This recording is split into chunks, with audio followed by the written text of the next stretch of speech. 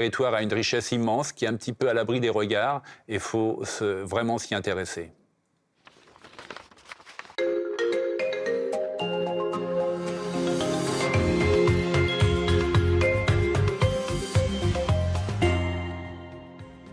Mon livre s'appelle Casse Caraïbes. C'est parti de l'idée de Florent Charbonnier, en fait, l'éditeur de Caraïbes Éditions, qui est venu me voir parce qu'il avait vu mon travail et je peins des cases depuis très longtemps dans toute la Caraïbe. Et il s'est dit, il y a quelque chose à faire avec ça, j'aimerais bien en faire un livre et sous quel angle on peut l'approcher. En discutant, on a trouvé cette idée d'ajouter la littérature aux images pour qu'il y ait une espèce de rebond entre les deux qui dynamise le livre, quoi, qui amène une approche intéressante.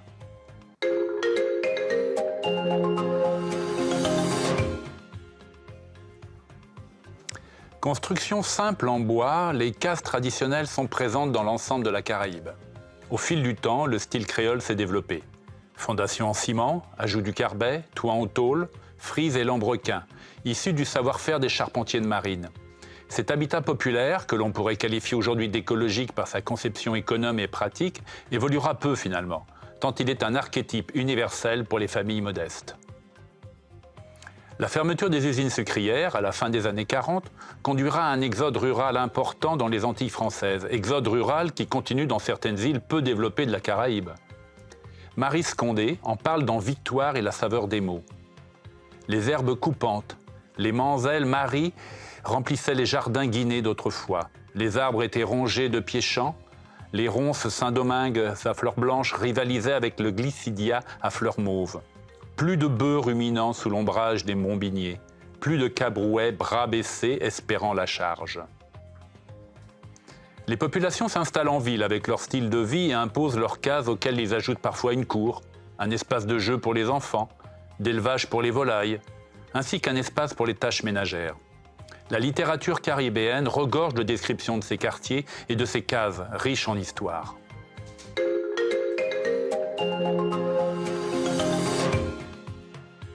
Alors, pourquoi je peins des cases ? C'est une longue histoire. Parce que je suis arrivé dans la Caraïbe après avoir beaucoup étudié la peinture et avoir pratiqué déjà. Et j'étais un peintre abstrait, je peignais des grandes peintures abstraites, j'étais passé par New York, par le Japon, et j'avais apprécié la simplicité du Japon, la lumière de New York. Et dans la Caraïbe, j'ai découvert la lumière aussi, j'ai découvert les cases qui étaient vraiment une source de couleurs vives et joyeuses et positives, et je me suis dit, il y a quelque chose à faire à partir de ça. Et j'ai abordé le sujet d'une manière moderne, c'est ça qui m'a intéressé dans ma démarche. Ensuite, le sujet de la case elle-même, c'est tout un symbole, parce que quand on est enfant, ce qu'on dessine, c'est des maisons. C'est un réflexe d'enfant, dessiner des maisons.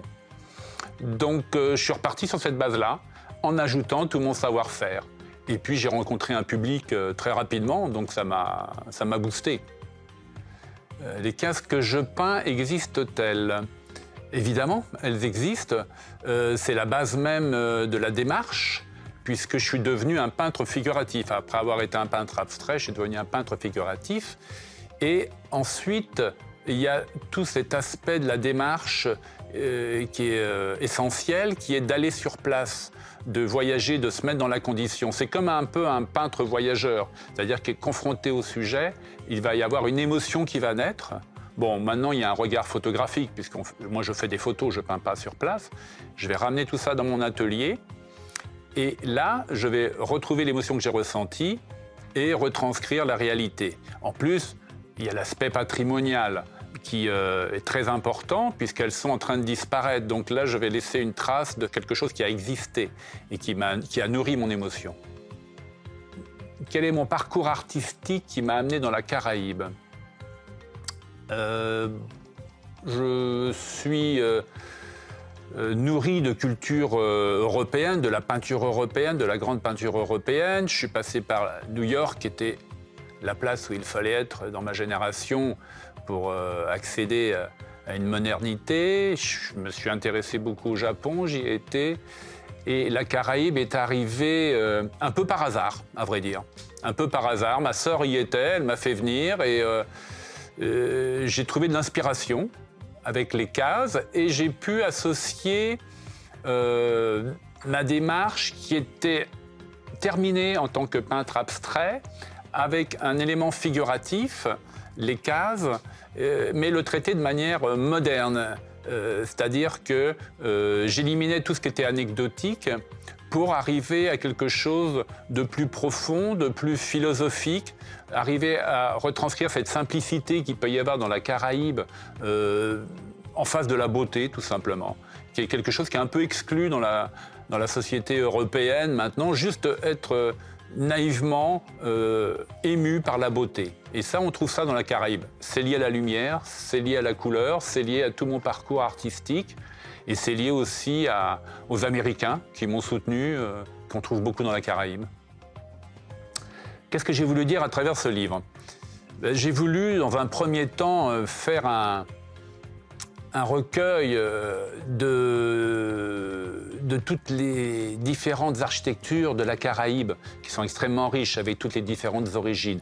Et Florent Charbonnier, l'éditeur, a eu cette bonne idée d'associer des textes d'auteurs célèbres, donc associer la richesse de la littérature avec toute cette richesse architecturale et picturale, j'espère, à travers mes peintures. Et donc vouloir transmettre aux futures générations, comme à ma fille par exemple, de lui montrer comment pouvait être la Caraïbe à une époque plus simple et plus joyeuse quelque part, avec une culture de la case qui est extrêmement populaire. Voilà, c'était ça, amener la popularité de cet héritage qui était intéressant pour moi.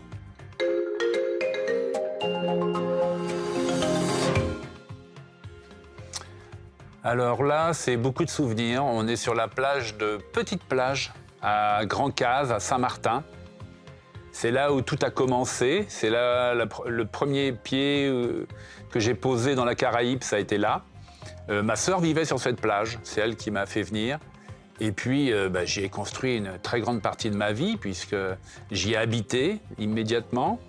J'ai ouvert une galerie dans le petit village où est cette plage, alors qu'il y a un village atypique dans la Caraïbe, parce qu'à la fois, il est resté assez traditionnel, il est resté avec beaucoup de cases, et c'est en même temps ce qu'on appelle la capitale gastronomique de la Caraïbe, avec beaucoup de restaurants cotés, donc beaucoup de touristes qui viennent, beaucoup de marins aussi qui viennent et mouiller, parce que la baie est très tranquille, elle est bien protégée. Et puis j'ai beaucoup de souvenirs, beaucoup de phases de ma vie qui se sont déroulées là-bas. Et puis il y a une beauté simple et naturelle qu'on peut percevoir sur ces images au moment du coucher de soleil où l'eau est étale et les gens viennent se baigner.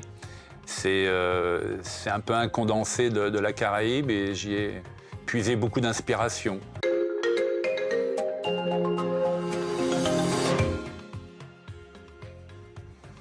Ça, c'est une de mes peintures préférées, que j'ai intitulée La Liseuse, qui est un thème un peu classique à la peinture. Et ça se passe en Haïti. Et cette jeune fille, seule, comme ça, qui a pris un livre et qui tranquillement le lit avec toute cette beauté environnante qu'elle ne soupçonne pas elle-même. J'ai trouvé ça extrêmement inspirant. Et j'en ai fait une peinture. Voilà. Alors ça, c'est les amis de la Caraïbe, et notamment à Saint-Domingue. C'était une très belle exposition que j'ai eu la chance d'avoir organisée par Mélanie, qui est à gauche en bleu, là, et un très bon ami, Moïse aussi, qui sont des amis très chers. Et c'était une belle expo au musée de Santiago. Ils ouvraient le musée, j'ai fait l'ouverture avec cette expo-là, et mon travail a été très bien accueilli. Et c'était vraiment un plaisir de pouvoir partager. C'est ça qui est extraordinaire dans la Caraïbe, c'est que à la fois c'est un monde qui est regroupé sous le nom de la Caraïbe, et en même temps chaque île a une histoire différente, avec une culture différente, avec une langue différente. Et quand on arrive à créer de l'universalité dans tout ça, c'est le but de l'art qu'on atteint, quoi. C'est pouvoir faire apprécier ces tableaux, c'est ça qu'on cherche, c'est à travers une simplicité pouvoir communiquer avec tout le monde. Et donc là, c'était un grand plaisir. Là, c'est l'Éden. C'est encore Saint-Domingue. Et c'est un lieu magique. C'est la mangrove qui communique avec l'océan. Les couleurs sont extraordinaires, la lumière est extraordinaire. On se baigne là-dedans et on se dit que là, c'est vraiment la beauté du monde à l'état pur, quoi. Et là, c'est la familia, c'est mes filles. Alors avec un premier, un deuxième mariage, et toutes les trois ont fait les allers-retours entre les Antilles, Saint-Martin, Paris, les grandes venaient tout le temps. Maintenant, la petite, elle fait dans le sens inverse. Enfin, on a toujours été un pied en métropole, un pied dans la Caraïbe. Et donc, on a le sens de la fête, comme ça se voit sur cette photo. C'est toujours, les retrouvailles sont toujours l'occasion de s'amuser, de danser et de profiter au maximum de la vie, ce qui est un peu l'esprit caribéen aussi, dans sa simplicité, de prendre la vie du bon côté, avec ce qu'on a.